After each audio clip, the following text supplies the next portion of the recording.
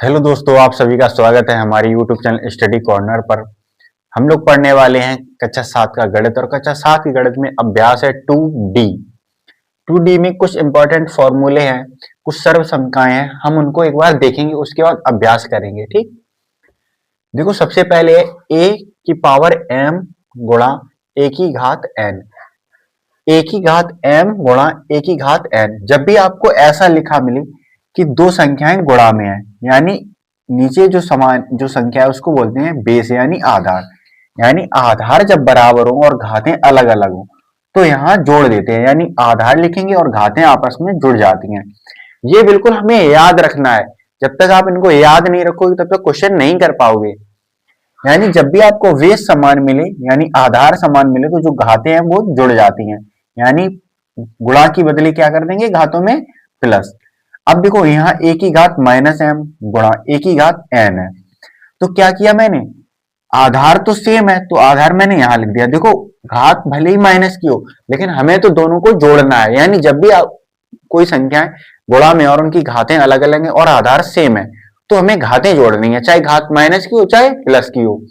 ठीक है, यहाँ माइनस तो देखो क्या करेंगे, a की पावर माइनस एम गुणा a की पावर n, तो a लिखेंगे यानी आधार लिखेंगे और माइनस की घात ऊपर लिखेंगे यानी माइनस m को लिखेंगे प्लस n।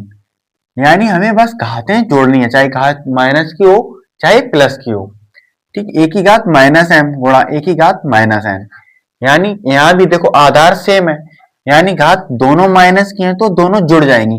लेकिन कोई भी जब दो संख्याएं माइनस की होती है तो दोनों को जोड़ देते हैं, लेकिन वो संख्याएं कैसी रहती हैं, हमेशा निगेटिव यानी माइनस की रहती हैं। तो यहाँ मैंने वही लिखा यानी माइनस m प्लस n, यानी दोनों को जोड़ दिया लेकिन जो घात बनेगी वो किसकी बनेगी, माइनस की। यहाँ देखो लिखा है a की पावर m भाग a की पावर माइनस n। देखो ये तो सेम हो गया, a की पावर m गुणा a की पावर n, ये प्लस की कैसे हो गई, देखो इसको समझते हैं। यहाँ देखो a की पावर m भाग a की पावर माइनस n, डिवाइड के बदले हम लोग लगाते हैं मल्टीप्लाई यानी गुणा, और इसको लिखते हैं 1 अपॉन a की पावर माइनस n। यानी यहाँ जो भी संख्या होती है गुणा के बदले हम लोग भाग के बदले गुणा लगाते हैं, और यहाँ जो भी संख्या होती है उसको 1 अपॉन में लिखते हैं। ठीक है, 1 अपॉन में लिखने के बाद a की पावर m गुणा, अब देखो इसको जब ऊपर ले जाएंगे क्योंकि माइनस की जो घात होती है वो कैसी बन जाती है, प्लस की, यानी a की पावर n बन जाएगी। यानी जो माइनस की घात है अगर ऐसे लिखा हो 1 अपॉन माइनस 2 की पावर माइनस 2, तो ऊपर जाएगा तो कैसे हो जाएगा, 2 की पावर 2, ये हो जाता है। ठीक, इससे बना है ये। अब आपको ये वाला देखो, ये देखो अगला क्या है, a की पावर माइनस m भाग a की पावर n।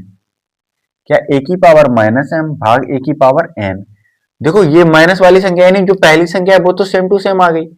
ये a की पावर n ये डिवाइड में है, मल्टीप्लाई में आएगा नीचे, फिर डिवाइड ऊपर जाएगा 1 अपॉन से तो माइनस का बन जाएगा। यानी हमें बस ये याद रखना है कि a की पावर माइनस m हो और डिवाइड यानी बटे में लिखा हो a की पावर n, तो ये जब घात ऊपर जाती है तो माइनस की बन जाती है। a की power minus m divide a की पावर माइनस n, तो क्या वो करेंगे, ये तो जो संख्या है वो सेम टू सेम आ जाएगी, यानी a की पावर माइनस n गुणा a की पावर n। बस ये बात याद रखनी है कि भाग के बाद कोई संख्या पावर में माइनस की है तो वो जब मल्टीप्लाई में आएगी तो जो पावर माइनस की है वो प्लस की हो जाती है। अब देखो ये एक सर्वसंख्या है, a की पावर m का होल पावर माइनस n।